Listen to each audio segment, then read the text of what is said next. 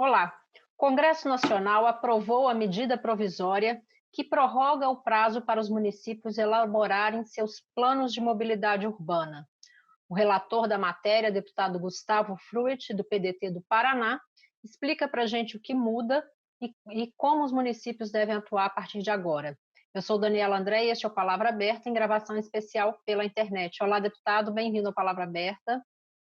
Olá, obrigado pelo convite, é uma honra. Fundamentalmente, prorroga o prazo para que os municípios brasileiros com população acima de 20 mil habitantes apresentem o Plano Municipal de Mobilidade, o que é condição para recebimento de recursos do governo federal, em especial na área de infraestrutura para a mobilidade urbana, e inclusive para recebimento das chamadas emendas parlamentares. O prazo inicial era até 2015, ele já foi prorrogado 5 vezes. E boa parte dos municípios, principalmente a grande maioria de municípios com população inferior a 250 mil habitantes, não apresentaram esses planos. E, a partir daí, acabou sendo uma justificativa até para que repasses de recursos ou novos convênios fossem realizados. Então, agora são 2 prazos. O primeiro, para os municípios com população acima de 250 mil habitantes, o prazo é abril de 2022. E para os municípios com população de 20 mil habitantes até 250 mil habitantes, é um prazo maior, até abril de 2023. Agora, deputado, o senhor falou que esse prazo já vem sendo prorrogado desde 2015. Por que os municípios têm apresentado tanta dificuldade em cumprir esses prazos e apresentar esse Plano Nacional de Mobilidade Urbana, Plano Municipal de Mobilidade? Muitos não têm equipe, são municípios pequenos, com baixo orçamento, e não têm recurso para contratar um assessoramento para a realização desses planos. Isso já se viu com o prazo para os planos diretores estabelecidos no Estatuto das Cidades e se viu também na Política Nacional de Resíduos Sólidos. O que é fundamental? Cada vez mais as cidades têm protagonismo na questão do sistema viário e na questão de transporte, principalmente cidades médias e grandes aglomerações.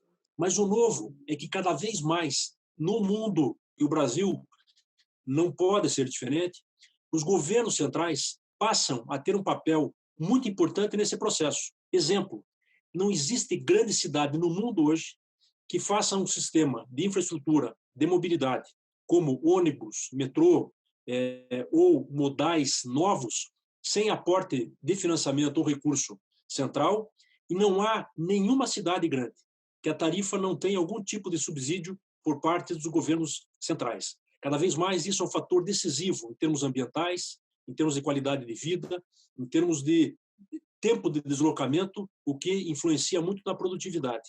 Portanto, é necessário que haja esta ação articulada e este prazo.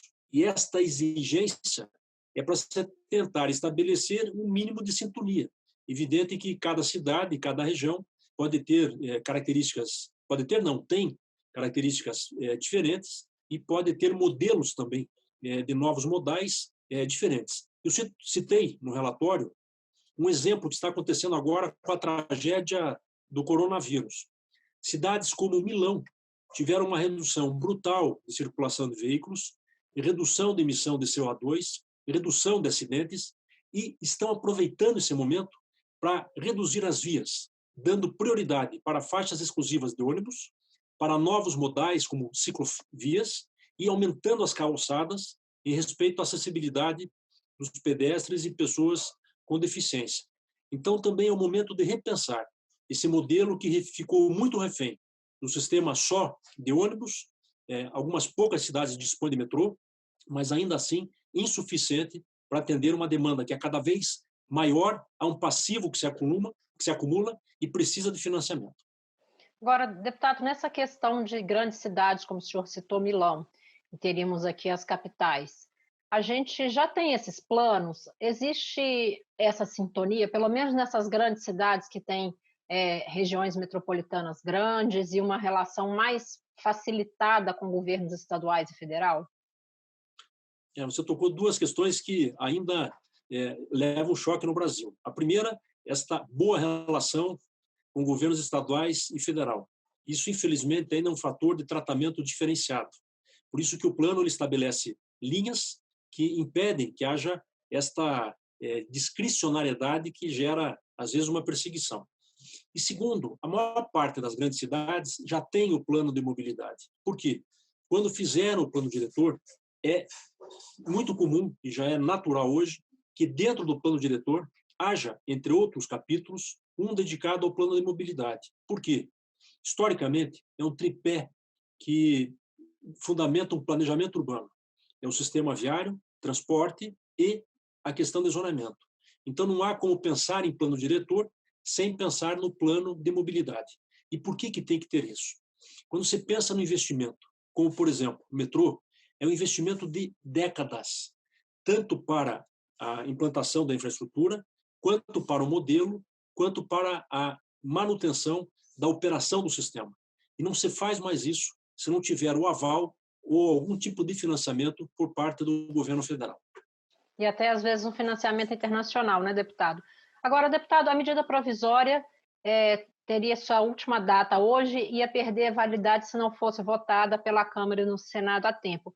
No caso da sanção presidencial, conta esse prazo também? Existe uma previsão de ser sancionada ainda hoje ou pode ter um prazo maior?